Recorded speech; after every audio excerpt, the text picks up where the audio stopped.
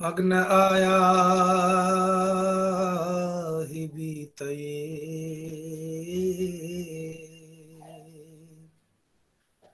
कृणानो हव्यदातये निहोता सत्स्य वर्षे।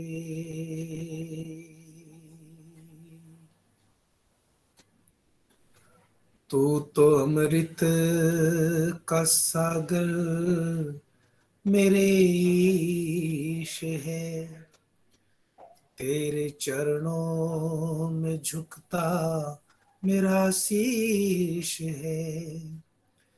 अब तो तेरी शरण में चले आए हैं, छीट करुणा के दे तू तो जगदीश है।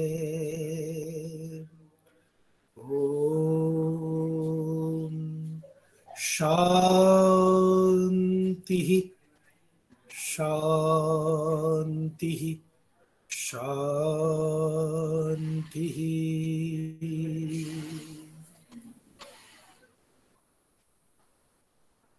आदर और सम्मान के योग्य,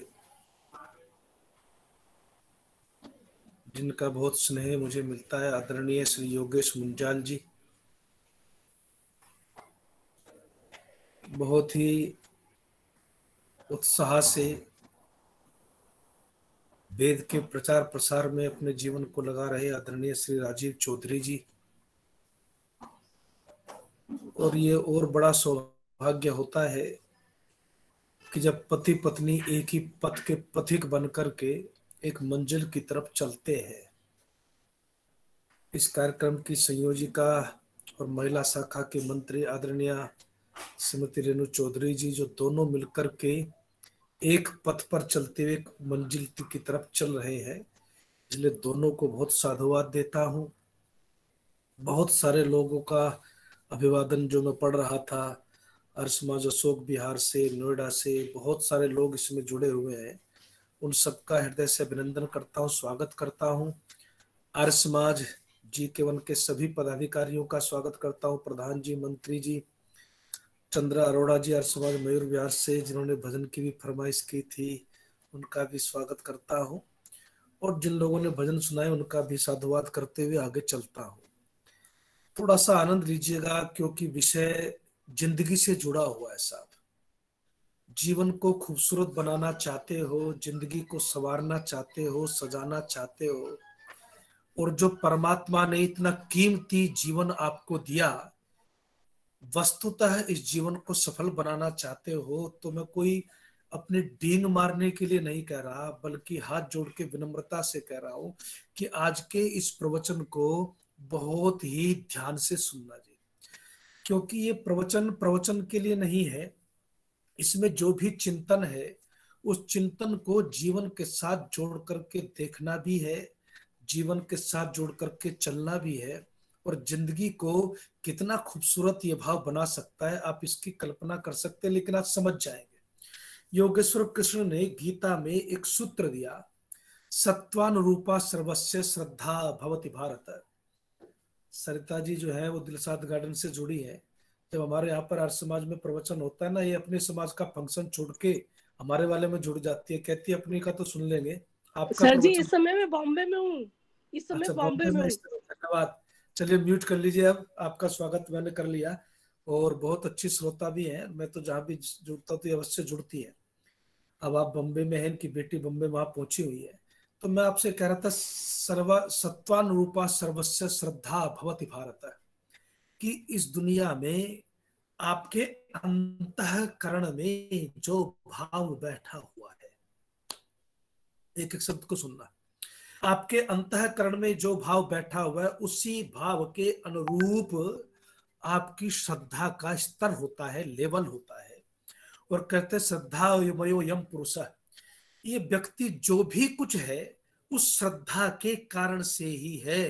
कहते हैं श्रद्धा यो यद्धा सैव स।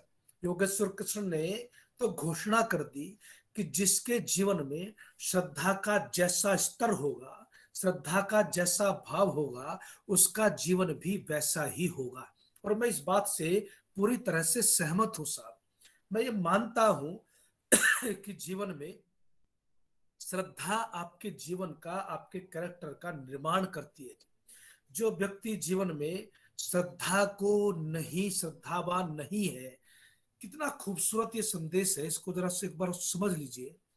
आपका चरित्र आपकी श्रद्धा से बनेगा, आपकी जिंदगी आपकी श्रद्धा से बनेगी, आपके कैरेक्टर का डेवलपमेंट आपके श्रद्धा से होगा, और आपकी श्रद्धा से ही आपके विचार, आपका जीवन सब कुछ सजता है, संवरता है।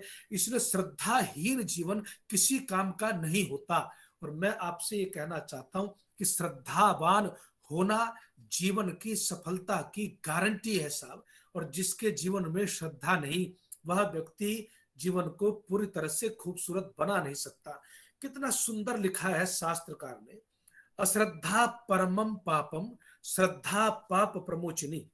वो कहते हैं कि अश्रद्धा जो है वो पाप की तरफ लेकर के जाती है, और श्रद्धा धीरे धीरे ही सही लेकिन पाप से छुटा करके पुण्य के प्रशस्त पंथ पर आपकी गाड़ी को डाल देती है। इसलिए शास्त्रकार कहता है अश्रद्धा परमम पापम। इस दुनिया के अंदर सबसे बड़ा पाप जो है वो अश्रद्धा है, और श्रद्धा जो है वो आपको पाप से छुड़ाने वाली एक विधि है, पाप से छुड़ाने वाली ऐसी भावना है जो सारे जीवन को पवित्र कर देती है। और इसलिए जीवन में श्रद्धा का बहुत बड़ा महत्व है। योगेश जी तो जानते ही होंगे, एक हमारे प्रोफेसर रतन सिंह जी थे, वो बेचारे कहा करते थे कि भाई आर्य समाजी जो है ये जान अपना सबको बांट दे और पुराणिकों की श्रद्धा ये ले ले तो बात बन जाए। श्रद्धाहीन जीवन किसी काम का होता नहीं। अश्रद्धा परमम पापम। आगे चलते हैं जी, आगे इसको चलते हुए आप ऋग्वेद में पहुंचिए। ऋग्वेद में पूरा एक सूक्त है जी, श्रद्धा सूक्त के नाम से, जिसको आप जानते हैं, पूरा सूक्त है।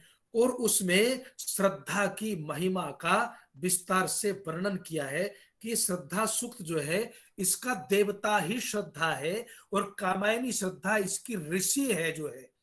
तो इसमें यह कहा है कि जिस व्यक्ति के जीवन में श्रद्धा नहीं है, योगेश्वर कृष्ण ने तो यहां से कह दिया कि जीवन में अगर श्रद्धा के बिना यज्ञ किया तो कुछ नहीं किया, श्रद्धा के बिना दान दिया तो कुछ नहीं दिया, श्रद्धा के बिना तप किया तो कुछ नहीं किया।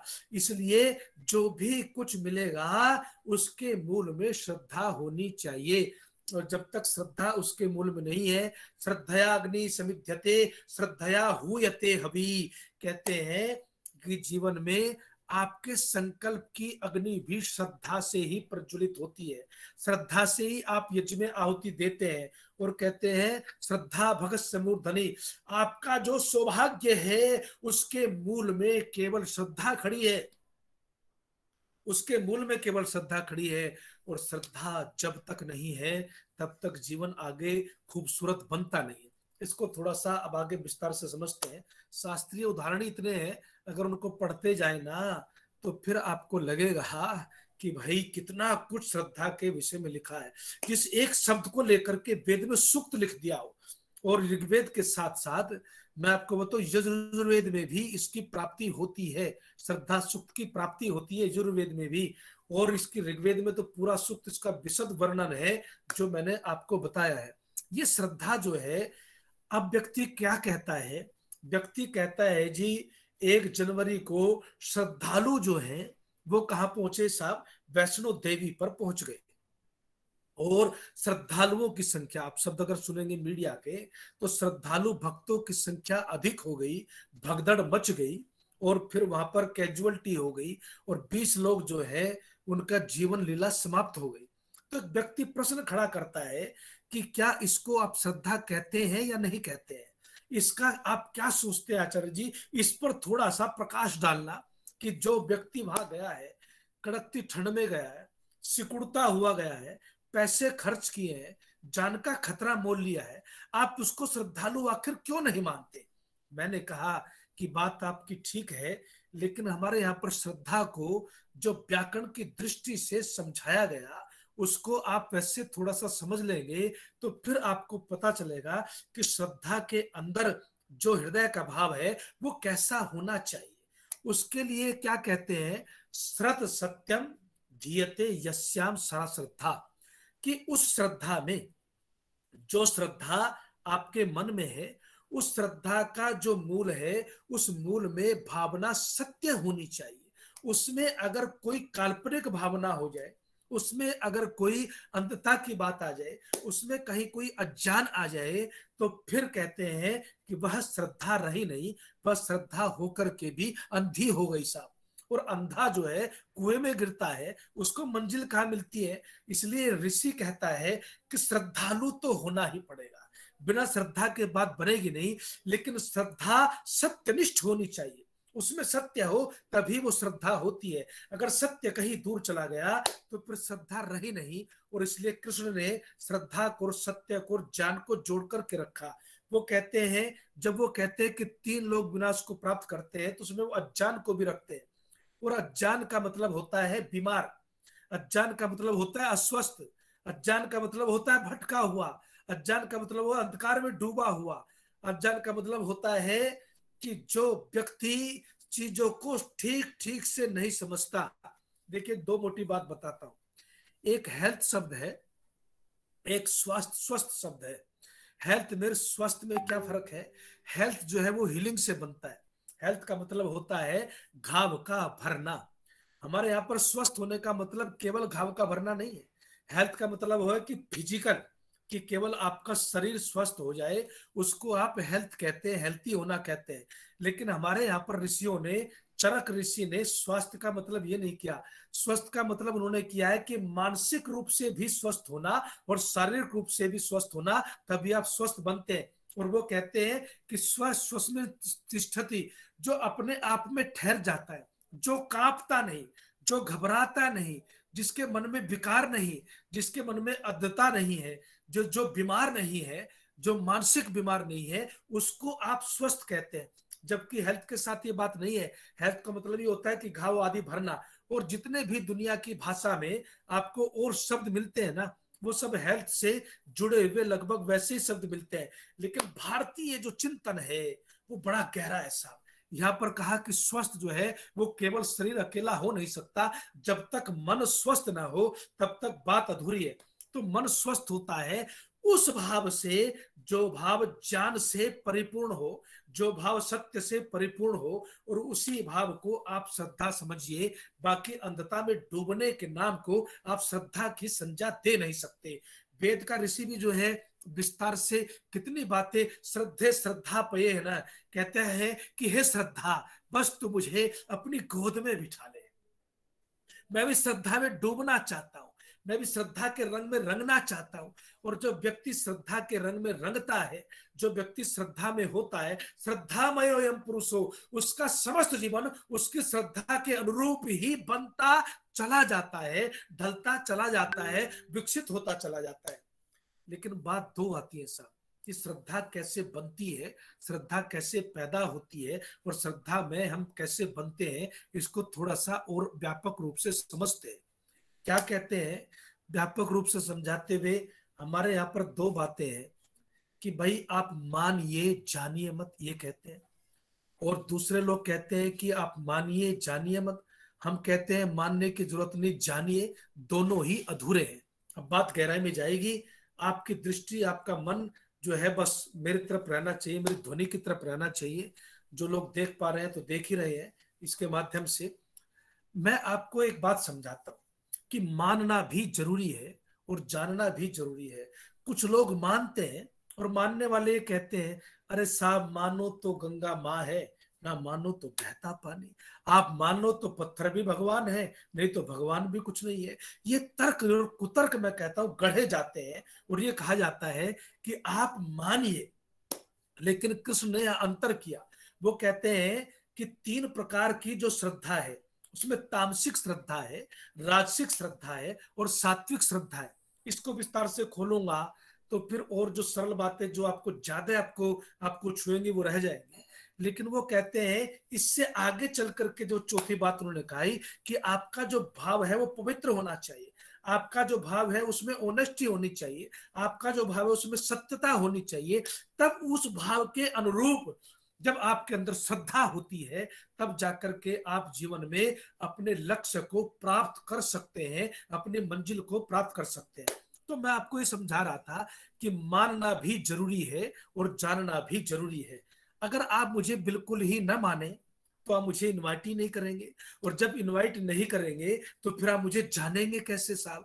जानने के लिए मानना भी थोड़ा बहुत जरूरी है, और ज्ञान पूर्वक मानना ये ऋषि कहता है। बस यह थोड़ा सा अंतर हो जाता है। हम कहते हैं कि आप जिसको जाने, जिसको माने उसको जानिए जरूर। यदि आप उसको जानेंगे नहीं तो फिर जो है केवल मानने से बात बनती नहीं। विश्वास जो है ईश्वर पर, मैंने बहुत सारे लोगों को देखा कि बहुत सारे लोग जो है वो कहने के लिए ईश्वर को मानते हैं। आप जिसको भी देखें हमारे देश में आपको ईश्वर भक्त मिलेगा, लेकिन ईश्वर पर विश्वास करने वाले, उस पर दृढ़ विश्वास करने वाले कितने लोग हैं, ये आपको जो है ढूंढने से भी बहुत कम लोग मिलेंगे। ईश्वर से मांगने वाली दुनिया है साहब। जो भी जाता है वो झोली फैला करके जाता है, और कोई बात नहीं है, ईश्वर सर्वशक्तिमान है। लेकिन जो मांगना है उसका भी एक तरीका है। आज का वो विषय नहीं है, इसलिए उसको नहीं छेड़ूंगा। लेकिन मैं सिर्फ आपको समझाता हूं कि हम सब के सब ईश्वर का दरवाजा अपनी छोटी मोटी इच्छाओं की पूर्ति के लिए जो है खटखटाते हैं। छोटी मोटी इच्छाओं की पूर्ति के लिए खटखटाते हैं। उषा किरण जी भी दिख रही है, उनका भी हार्दिक अभिनंदन करता हूँ। सारा जीवन वेद प्रचार में आपका लग रहा है। तो मैं आपको जो कह रहा हूं इस समय, वो ये कह रहा हूं कि मानने के लिए आपका ईश्वर पर विश्वास होना बहुत आवश्यक है। उपनिषद का ऋषि कहता है अस्तित्वोपलब्धव्य। सबसे पहले तो ये मान लो, ये मान लो, मान लो। क्या कहता है कि मान लो, इसलिए मैं कहता हूं मानना भी जरूरी है। सबसे पहले तो ये मान लो कि परमात्मा है, घट घट वासी है, और जब वो है तो फिर वो मुझे मिलेगा। दुनिया की कोई ताकत मुझे उससे मिलने से रोक नहीं सकती। ये मानने के बाद फिर ऋषि क्या कहता है कि तू फिर परमात्मा को जानो। क्योंकि तुम जिसको परमात्मा माने घूम रहे हो, तुम जिसको परमात्मा मान करके ढूंढ रहे हो, वो परमात्मा है ही नहीं। तो सारे जीवन तुमने ऐसे रास्ते पर अपना जीवन झोंक दिया जहां से आपको कुछ मिला नहीं, बल्कि सब कुछ आपने गंवा दिया। इतना कीमती समय होता है जीवन का, वो सारा आपने नष्ट भ्रष्ट कर दिया। इसलिए मैं कहता हूं कि मानना भी जरूरी और जानना भी जरूरी। ईश्वर पर विश्वास नहीं, ईश्वर पर शिकायतें हैं साहब। क्या कहते हैं, ईश्वर पर थोड़ा सा भी कष्ट आता है ना, तो हम सब ईश्वर पर भरोसा छोड़ करके हम सब ईश्वर पर शिकायतें करने लग जाते हैं, और ये कहने लगते हैं अरे परमात्मा पता नहीं, मैं तो कोई गलत काम करता नहीं, लेकिन तू भी मेरे पीछे हाथ धो करके पड़ा हुआ। काल ही कर्म ही ईश्वर ही मिथ्या दोष लगाई। रामचरितमानस में क्या कहते हैं कि दोष अपना होता है, गलती अपनी होती है, लेकिन सारा दोषारोपण किस पर करते हैं? या तो समय पर करते हैं। अरे क्या बताएं आचार्य जी, समय बड़ा खराब था, और काल ही कर्म ही, या फिर जो है कहते हैं कि पता नहीं किसका कौन सा कर्म था, और कहते हैं ईश्वर ही, ईश्वर पर भी मिथ्या दोषारोपण हम शुरू कर देते हैं कि हम तो ऐसे हैं नहीं, लेकिन परमात्मा जो है वो हमारे पीछे पड़ा हुआ है साहब। इसलिए परमात्मा पर भी दोष लगाने लगते हैं। कहते हैं ना, जो ईश्वर विश्वासी होता है, जो श्रद्धालु होता है, अब बात समझिएगा मेरी। अब ऋषि कहता है कि जो श्रद्धालु होता है वो कष्ट में भी होता है ना, तब भी वह परमात्मा के प्रति उसकी श्रद्धा डगमगाती नहीं साहब। बस ये होता है श्रद्धालु। वो परमात्मा के प्रति डगमगाता नहीं, उसका विश्वास छोटा नहीं पड़ता। मैं आपको ये समझाना चाहता हूं, आप श्रद्धा की तरफ जब बढ़ेंगे तो सबसे पहले विश्वास को लाइए। हमारे यहाँ पर तो आज समाज में कई लोग ये कहते हैं विश्वास की जरूरत ही नहीं साहब, विश्वास तो जो है वो गड़बड़ घोटाला है, चीज में विश्वास है। मैं ये तो नहीं कहता आप किस किस चीज में विश्वास करो, लेकिन मैं ये कहता हूं जो परम सत्य है, जो जिसकी सत्ता घट घटवासी है, उस पर तो विश्वास कर लो। उस पर भी तुम्हारा कितना विश्वास है ये अपने अंदर झांक करके देखना। विश्वास कम है, शिकायतें ज्यादा है, और इसलिए मैं कह रहा हूं कि विश्वास को अपनाइए। विश्वास को अपनाओगे, विश्वास करोगे, तब जाकर के ज्ञान की तरफ बढ़ोगे। आज आपको विश्वास की एक छोटी सी बात बताता हूं। कुमारिल भट्ट जो है उसका शास्त्रार्थ चल रहा है, वेद को तिरोहित करते हैं, दर्शन बढ़ रहे हैं साहब, और दर्शनों में न्याय दर्शन का बोलबाला है, और बड़े बड़े धुरंधर विद्वान जो है उसको चैलेंज करते हैं कुमारिल भट्ट को, और कहते हैं कि भाई वेदों के दर्शनों के सामने वेदों की कोई सत्ता नहीं, वेद जो है सर्वोपरि नहीं है।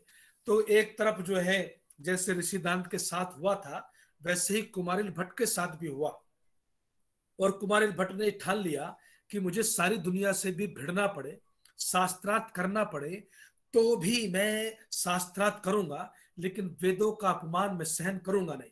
और ऋषि क्या कहते हैं, नास्तिक वो है जो वेदों की निंदा करता है, नास्तिको वेद निंदक है। सबसे कठोर नास्तिक जो है वो है जो वेदों की निंदा करता है।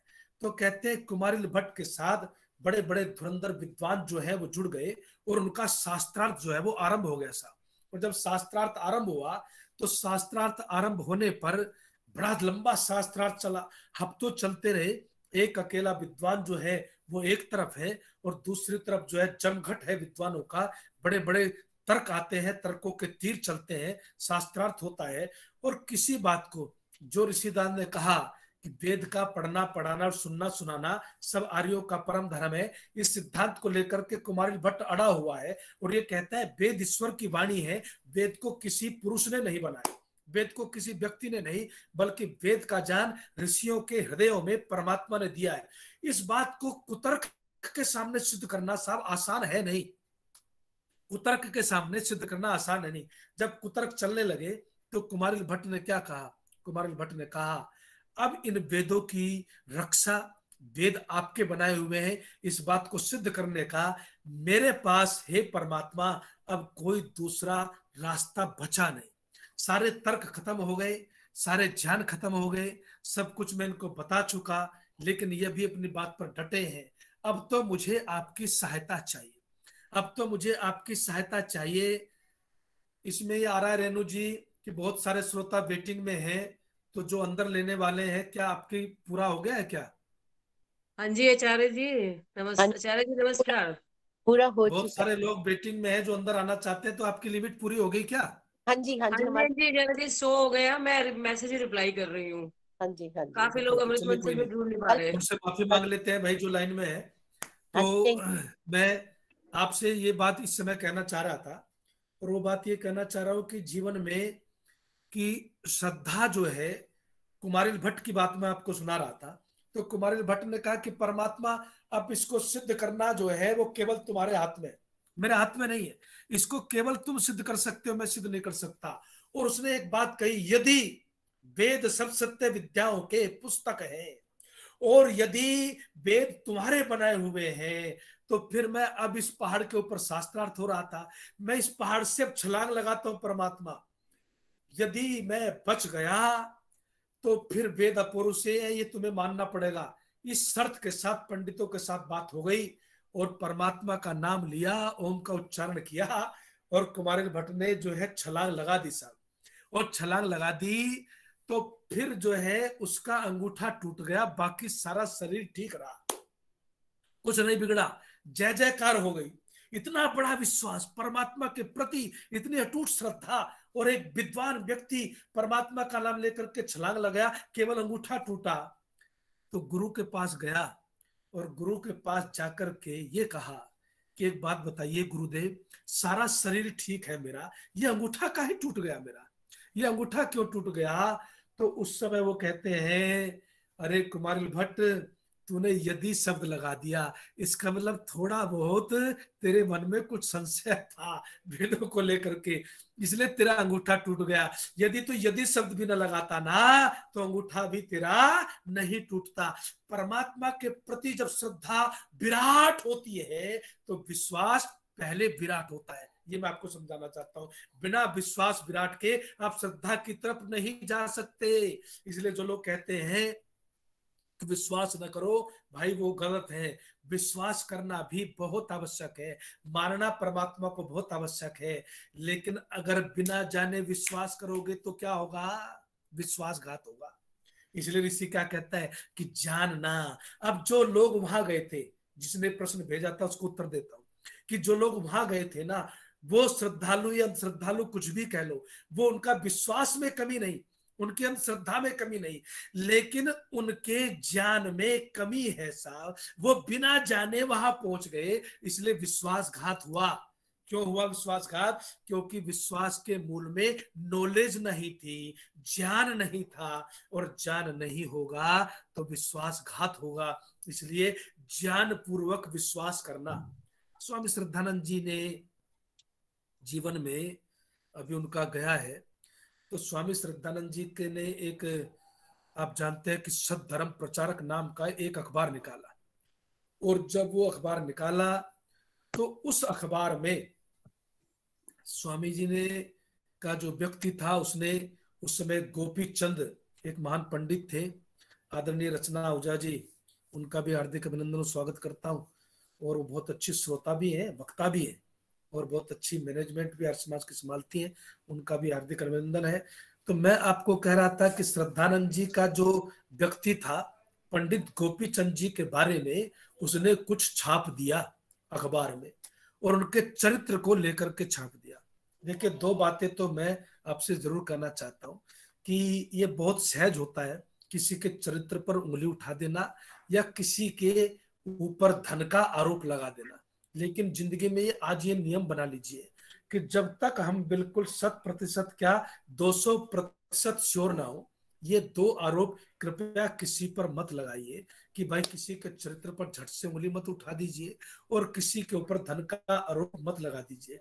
लेकिन वहां पर तो गोपीचंद जी का चरित्र थोड़ा संदेह के घेरे में था, उस पर उंगली उठ गई, और प्रमाण कुछ था नहीं साहब, प्रमाण कुछ था नहीं। तो जब प्रमाण कुछ था नहीं, तो उस समय क्या हुआ कि अखबार में निकला, तो गोपीचंद जो है वो गर्म हो गए कि मेरे चरित्र पर इन्होंने लांछन लगाया, इस अखबार को मैं बंद करवाऊंगा।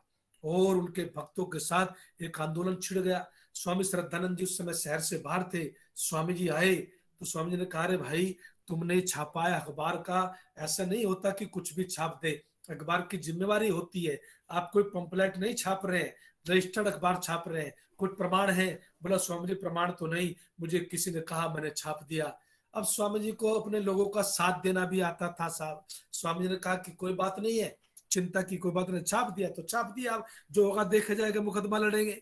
अब जो है गोपीचंद जी ने मुकदमा दायर कर दिया जी, और मुकदमा दायर कर दिया। स्वामी जी ने अपने मित्र को बुलाया, मित्र ने कहा कोई प्रूफ है? अरे मुकदमा कैसे लड़ूं? कहने लगे बस कौन मदद करेगा? तो स्वामी श्रद्धानंद कहते हैं कि मदद तो भगवान करेगा, और तो मुझे नहीं पता कौन करेगा, लेकिन मैं ये जानता हूं कि यदि हम सही हैं और हमने सत्य छाप दिया, गलती से ही सही, तो फिर परमात्मा मदद जरूर करेगा, ये मेरा दृढ़ विश्वास है। डेट नजदीक आती गई साहब, चिंता बढ़ती चली गई, और बढ़ती चिंता के बीच में सुबह खूब बहस हुई, और करोड़ों रुपए का दावा गोपीचंद जी ने ठोक दिया आर्य समाज के ऊपर, सद्धर्म प्रचारक के ऊपर, श्रद्धानंद जी के ऊपर। और उनकी बहस के सामने कोई जवाब नहीं, कोई प्रमाण नहीं, आखिर आपने कैसे छाप दिया? उनका वकील भी वो भी उछल उछल के बोले, और ये तय हो गया। जज ने कहा कि भाई निर्णय जो है वो भोजन के उपरांत सुनाया जाएगा, और ये तय हो गया। वकील ने कह दिया, देखो स्वामी जी, खाली भगवान के भरोसे मुकदमे नहीं लड़े जाते, आपकी हार निश्चित है। स्वामी जी कहने लगे, अरे कोई बात नहीं है, परमात्मा अगर चाहेगा तो हमें हारने नहीं देगा, परमात्मा चाहेगा। ये होता है साहब, ये होता है जीवन, परमात्मा चाहेगा तो हारने नहीं देगा। और स्वामी श्रद्धानंद जी कहते हैं, मैं अपने पीछे दोनों हाथ बांध करके खड़ा हुआ हूं, और उसी समय कोई व्यक्ति आता है, जितनी भी चिट्ठियां अश्लील उसने लिखी थी, जितने भी प्रमाण खूब चंद के थे, वो सारे के सारे प्रमाण जो है वो मेरे हाथ में रख करके चला जाता है। कहते हैं कि थोड़ी देर बाद मैंने महसूस किया मेरे हाथ में कुछ रखा हुआ है, तो देखा कागज, और कागज में वो सारे के सारे प्रमाण। स्वामी जी कहते सारे जीवन में उस आदमी को ढूंढता रहा, और उस आदमी ने जो है वो मुझे कभी मिला नहीं, लेकिन प्रमाण दे करके चुपचाप चला गया। तो मैंने अपने वकील से कहा, तुम कहते थे ना कि परमात्मा जो है वो नहीं मुकदमे नहीं लड़ता, उसके भरोसे मुकदमे नहीं लड़ते। देख, परमात्मा ने किसी को भेज दिया, और अब इस मुकदमे को परमात्मा जिताना चाहता है, क्योंकि इसमें सच्चाई थी साहब। सच्चाई जब होती है विश्वास में, तब वो श्रद्धा बन जाता है। इसलिए मैं कहता हूं कि ऑनेस्टी, नॉलेज से जो है, पहले आप सत्य को जानिए तो सही, उसको समझिए तो सही। परमात्मा के प्रति आप श्रद्धावान है तो पहले विश्वास हो। अच्छा, मुझे एक बात बताइए ईमानदारी से, अगर आपको जिस पर विश्वास होगा उससे प्रेम होगा कि नहीं होगा? उससे प्रेम होगा।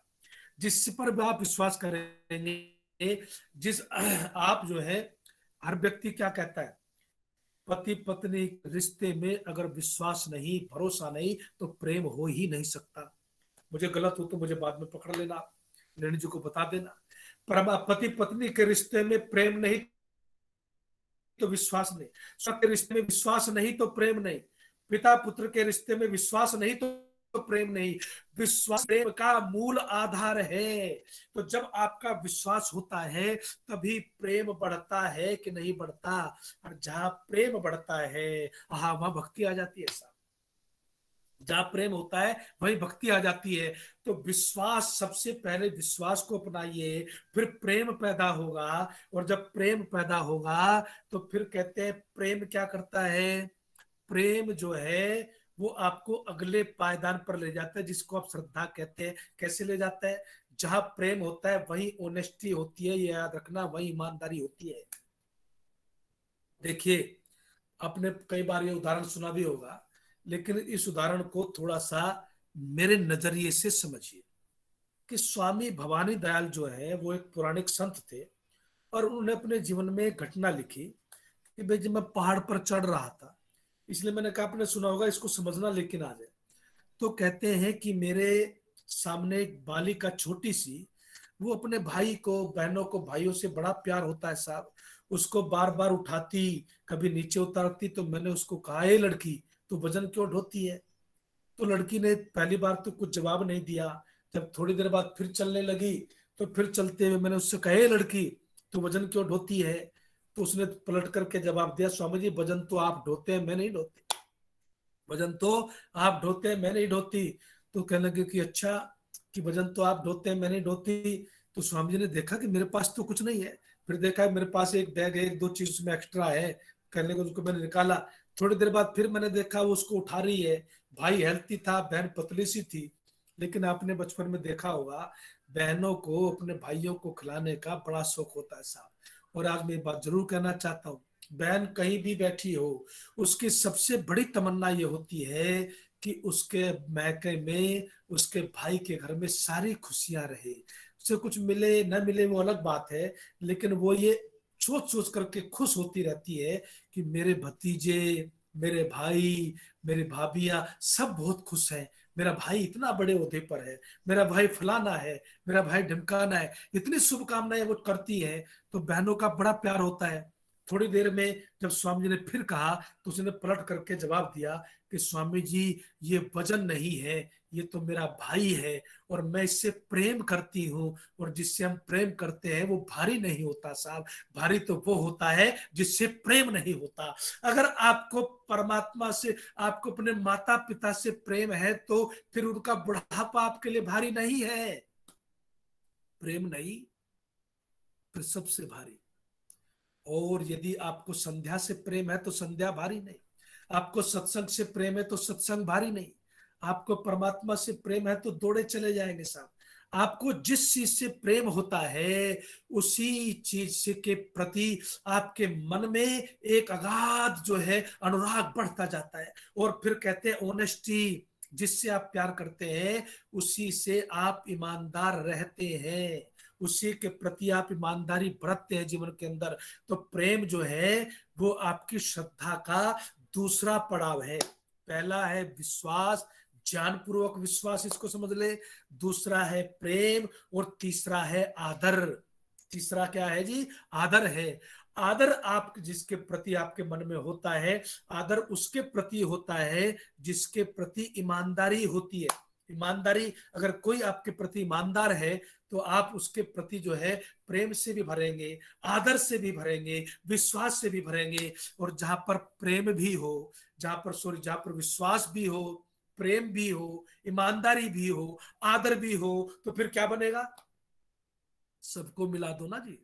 तो सबको मिला करके फिर कृष्ण कहते श्रद्धा बनेगी। आहा। और फिर कहते हैं श्रद्धा वाला जो व्यक्ति है, श्रद्धावान लभते श्रद्धया सत्यमाप्यते। कहता है वेद का ऋषि, क्या कहता है? जिसके मन में श्रद्धा है वो अपनी सत्य लक्ष्य को, सत्य मंजिल को, परम सत्ता परम पिता परमात्मा को प्राप्त कर लेता है साहब। और कितना सुंदर लिखा है। अभी समय तो ये भाग लिया, मैं कितनी भी तेज भागूं लेकिन समय की भी अपनी स्पीड कम नहीं होती। बहुत सुंदर एक जो श्लोक है वो लिखा है कि श्रद्धया साध्यते धर्मो, कि धर्म की साधना धन से नहीं हो सकती। मुझे माफ करना, मैं तो शास्त्र सुना रहा हूं आपको। कहते हैं कि धर्म की साधना जो है वो धन से नहीं हो सकती, बल्कि धर्म की साधना क्या कहते हैं कि श्रद्धा से होती है। और कहते हैं कि जिसकी श्रद्धा से जो मनुष्य भरा हुआ है, कहते हैं कि वो जीवन के अंदर परम पिता परमात्मा को, गरीब आदमी भी, निर्धन मुनि लिखा है कि निर्धन मुनि भी जिसके मन में श्रद्धा हो, परमात्मा के प्रति विश्वास हो, कहते हैं कि वह निर्धन मुनि भी जीवन के अंदर परमात्मा को प्राप्त कर लेता है। और यहां तक का है बिना अपने शरीर को कष्ट दिए। श्लोक सुनाने का समय नहीं है इसलिए नहीं सुना रहा।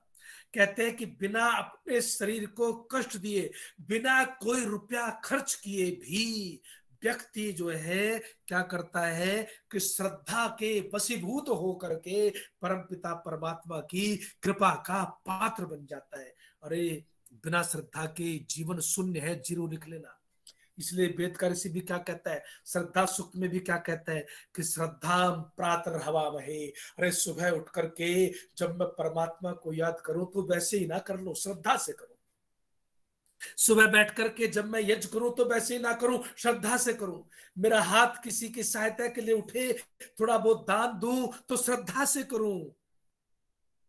उसमें कोई उसमें कोई प्रदर्शन, उसमें कोई और भावना ना हो, केवल उसमें श्रद्धा की ही भावना हो। और कहते हैं, अब सुनो, और अपने महाभारत का वो दृष्टांत भी नेवले वाला सुना होगा कि राजसूय यज्ञ में और नेवले वाले यज्ञ में क्या फर्क था। लेकिन मैं उसको भी छोड़ देता हूं आपके ऊपर, और चलते चलते कुछ बात आपसे कहना चाहता हूं कि प्रत्येन दीक्षा आपनोति, ये जो आप मंत्र सुनते हैं इसमें आखिरी जो है शब्द क्या है कि श्रद्धया सत्यमाप्यते, श्रद्धा से सत्य की जो है वो प्राप्ति होती है जीवन के अंदर। तो इसलिए सत्य तो सब जगह बिखरा पड़ा है साहब। सत्या प्रकाश की पंक्ति में सत्य है, इस प्रकृति के कण कण में परमपिता परमात्मा समाया हुआ, उसकी सत्य की सत्ता सर्वत्र है, फूलों में है, कलियों में है। लेकिन सत्य से हमारा रिश्ता क्यों नहीं बनता, कभी सोचा है, कभी विचार किया है? जैसे चावल को रखने का जो पात्र है वो कोई थाली होगी, कोई कटोरा होगा, कोई कढ़ाई होगी। आप किसी भी चीज को किसी भी पात्र में रख सकते हैं, स्थापित कर सकते हैं, क्योंकि उसके लिए पात्र चाहिए। यहाँ पर ऋषि कहता है कि श्रद्धा जो है सत्य को रखने का भी एक पात्र बनाया गया है। जब तक वो पात्र आप नहीं रखते तब तक आपका सत्य से कभी कोई कनेक्शन बनता नहीं। हम सत्य को जान लेते हैं, लेकिन जब तक उसके प्रति प्रेम ना हो, जब तक विश्वास ना हो, आदर ना हो, तब तक जो है, जब तक श्रद्धा ना हो, उससे कोई रिश्ता बनता नहीं साहब। और इसलिए वेद का ऋषि क्या कहता है, श्रद्धया सत्यमाप्यते। सत्य सब जगह बिखरा हुआ है, लेकिन सत्य को संभालने का जो पात्र है वो है नहीं हमारे पास। और वो पात्र जो है वो श्रद्धा है, और उस पात्र में सत्य ठहरता है, और श्रद्धा रूपी पात्र में सत्य आ गया तो फिर कहता है कि परमात्मा भी जो है, परमात्मा को वह व्यक्ति प्राप्त कर लेता है जो श्रद्धावान होता है। तो अंधश्रद्धा की एक जगह एक आदमी ने प्रश्न पूछ लिया, रेणु जी ये बताइए कि अंधश्रद्धालु अच्छा होता है या अश्रद्धालु अच्छा होता है? मैंने कहा तूने मेरे पिटवाने का प्रश्न पूछ लिया यार, इतने में जो भी जवाब दूंगा फंसूंगा जरूर। एक है बार फिर पूछो, मैंने कहा एक बार कि फिर, एक बार श्रद्धालु अच्छा होता है या अंधश्रद्धालु अच्छा होता है? अंधश्रद्धालु अच्छा होता है या अश्रद्धालु? श्रद्धालु का तो प्रश्न ही नहीं पूछा उसने कि भाई एक व्यक्ति वो है जिसके मन में बिल्कुल श्रद्धा नहीं, एक व्यक्ति जो है जो अंधी श्रद्धा में है, तो कौन सा अच्छा होता है? अंधी श्रद्धा वाला गलत है, अंधी श्रद्धा वाला, जिसको अंधी श्रद्धा है वो तो गलत है। श्रद्धा हो लेकिन सही ज्ञान के साथ हो। अरे पहले सुनिए तो सही, वो तो बोल ही रहा हूं मैं, एक घंटे से प्रश्न को सुन लीजिए, अभी मौन रखिए इसको। तो मैं आपको उस समय जो कह रहा था, ये बात इन्होंने बिल्कुल सही की। मैं तो ये पहले ही आपको कह रहा हूं कि श्रद्धा की जो परिभाषा, शायद आप बात में जुड़े हैं, तो श्रद्धा की परिभाषा मैंने क्या दी? श्रद्ध सत्यम धीयते यस्याम सा श्रद्धा। लेकिन मुझे गुरुजी ने एक उत्तर दिया कि कभी कभी अंधे के हाथ भी क्या लग जाती है? बटेर लग जाती है। लेकिन जो अश्रद्धालु है उसके लिए तो कभी कोई रास्ता बोलो खुलता ही नहीं। अंधा जो है, श्रद्धालु अंधता को हटा के कभी कभी सत्य की श्रद्धा पर लौट सकता है, लेकिन जो अश्रद्धालु ही है, जिसने यात्रा कोई शुरू ही नहीं की, उसके लिए किसी मंजिल तक पहुंचना जो है वो बहुत ही बड़ा कठिन है साहब। और इसलिए आज सबसे मैं कहना चाहता हूं कि विद्वान होने का मतलब, तर्क करने का मतलब, सत्याप्रकाश पढ़ने का मतलब अश्रद्धालु होना नहीं होता। आप अगर अश्रद्धालु हैं तो फिर आपको जीवन में कुछ खास मिलेगा नहीं। तो इसलिए सत्य पर विश्वास, सत्य का ज्ञान, उसके स्वरूप का ज्ञान, जहां विश्वास होगा वहां प्रेम होगा, जहां प्रेम होगा वहां ऑनेस्टी और आदर होगा, जहां प्रेम भी हो, विश्वास भी हो, आदर भी हो, वहीं पर श्रद्धा ठहरती है साहब। और जब श्रद्धा आती है तो कृष्ण क्या सारे शास्त्र वेद कहता है कि फिर परमात्मा के पास पहुंचने का रास्ता बनता है, और सत्य से जुड़ने का पात्र, सत्य को संभालने का पात्र भी जो है वो श्रद्धा है। इसलिए आज के सत्र में कल फिर मेरा के साथ एक बार फिर से आपसे मिलने का मौका मिलेगा। लोग आए और जो लोग नहीं भी जुड़ पाए उनसे भी आग्रह करूंगा, कल आप थोड़ा सा पहले आएंगे तो आपकी एंट्री पहले हो जाएगी। अभी तो बहुत सारे लोगों को मैंने मैसेज भेजे भी नहीं है और अब शायद भेजने की जरूरत भी नहीं है, लेकिन जो लोग हैं वो कृपया अपनी उपस्थिति बना करके रखें, अपना स्नेह, क्योंकि हम तभी बोल पाते हैं जब आप आते हैं, आपको सुन करके जो हम मेहनत करते हैं, मंथन करते हैं। इसलिए ऋषि ने कहा कि श्रद्धा जो है वो आपको लक्ष्य तक पहुंचाएगी, अश्रद्धा वो पाप तक ले जाती है, अश्रद्धा परम पापम। और इसलिए आप अपने जीवन को खूबसूरत बनाना चाहते हैं, इसको संवारना चाहते हैं, इसको सजाना चाहते हैं, तो कृपया कृष्ण की इस बात को मानिए कि आपका जीवन श्रद्धा से बनेगा, आपको ज्ञान भी श्रद्धा से मिलेगा, आपको परमात्मा भी श्रद्धा से मिलेगा, आपकी यज्ञ भी श्रद्धा से होगा, आपकी भावनाएं भी श्रद्धा से खिलेंगी, आपकी जिंदगी भी खूबसूरत श्रद्धा से बनेगी। बिना श्रद्धा के जीवन में कुछ नहीं रखा। इसलिए श्रद्धावान बनिए।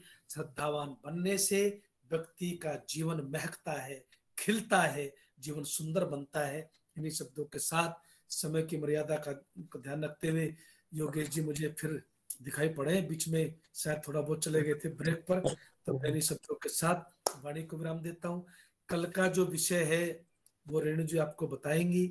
आप सब लोगों को मुक्ति का जी क्या है जरा बता दीजिए एक बार। अभी आचार्य जी मैं बताती हूँ। आपका बहुत बहुत धन्यवाद, बहुत ही प्रेरणादायक उद्बोधन।